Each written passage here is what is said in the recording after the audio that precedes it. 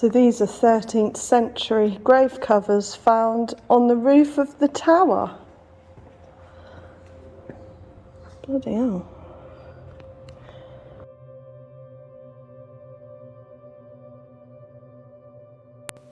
Due to the fact that most wooden coffins from medieval times have disintegrated, we can't actually determine how popular they were.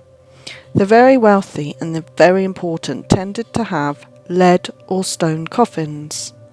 Now the shape of these differed greatly from today's coffins. They were rectangular alcoves carved into stone. You could clearly see where the head went because there was a rounded circle in the shoulders at the top, and down the bottom it tapered off for the feet. Now here is a very preserved coffin, a whole stone coffin, which is quite unusual.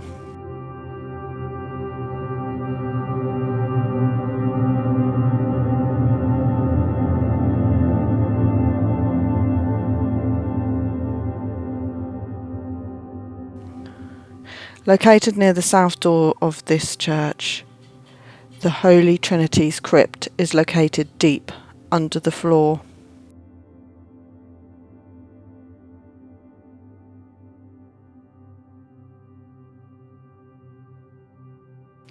The 13th century crypt contains the remains of around 2,500 individuals.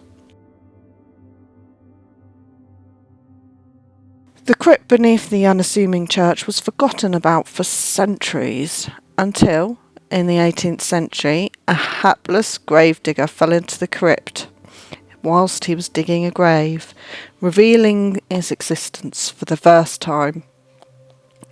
The incident reportedly caused the individual to lose his mind, and he remained that way until the day he died. However, he was a gravedigger and had probably seen far worse sights, so that part of the story is probably untrue. But who knows, falling into a pitch-black room and feeling around and finding piles and piles of bones with no way of escape probably would send you a bit funny.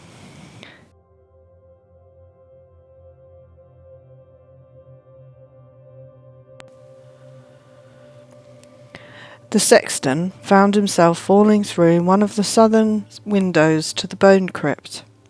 These windows were likely to be covered up by the ground soil at the Reformation. Whilst he was digging away a grave beside the church, the earth beneath him suddenly gave way and he fell 12 foot through pitch darkness, straight into a mass of bones.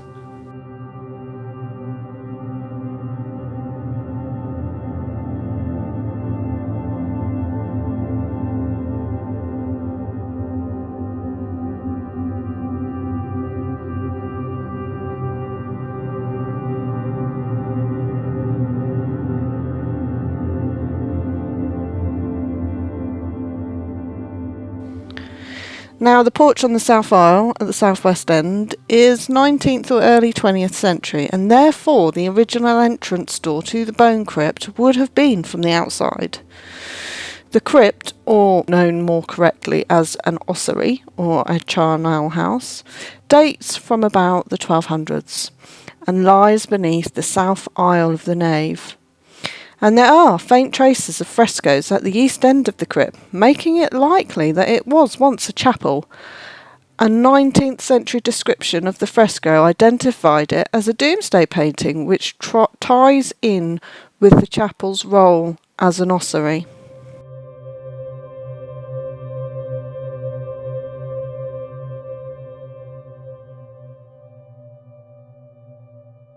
Now, a charnel house or ossuary is a vaulted building where skeletal remains are stored. They are often built near churches for depositing bones that are unearthed while digging graves. Charnel houses do not appear to have been common in England. Now, they are needed because the body used to be first buried in a temporary grave. Coffins were not commonplace hundreds of years ago. Only important people had concrete or lead coffins. These were sometimes above ground too. Now, if you weren't rich and you were an ordinary folk, you would have been buried in a shroud or wool and placed straight into the ground. Now, depending on the acidity of the ground, would depend on how quickly the body decomposed. Because in these day and age death was high and space around churchyards were at a premium. After 12 months, the bones were dug up and stored in a building or under the church. It was believed in ancient medieval times and in the Catholic and Orthodox faiths, displaying and maintaining the bones of the deceased was a way to honour the dead. It is also believed that coming into these places and worshipping the bones meant you were a good person. Now, there were once windows into this crypt, so anyone walking past the church could see in, and if they saw, John worshipping the bones, John knew that if he was seen by the town gossips, that they would spread the word that he was seen worshipping in the crypt, and he would be seen as a pious man, and therefore he would be escalated in ranking in the community.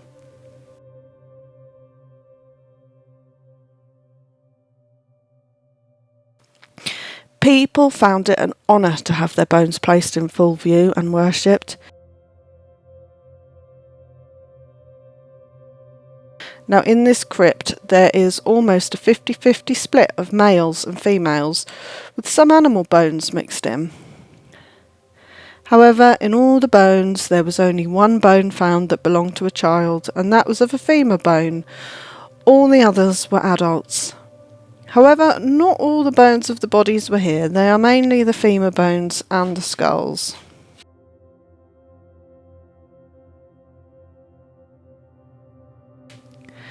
Now, there is a good chance they're from a nearby graveyard, though some conjured up theories about medieval Danes killed in a battle or plague victims buried in mass graves. However, research by Sheffield University has identified that there are bones from medieval times and also some from the 18th century.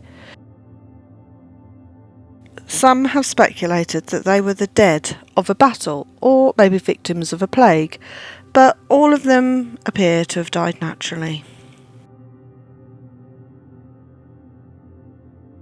So this skull shows signs of craniotomy, while this one shows signs of trepanning, which means they were probably used in a hospital for experiments.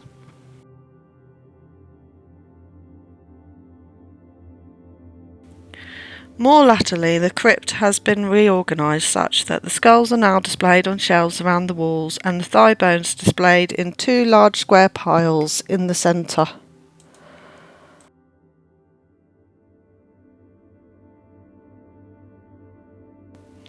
Just like today, there cannot be a wall space without a bit of graffiti, and this graffiti dates back to around 1827, as we can see the date on the wall.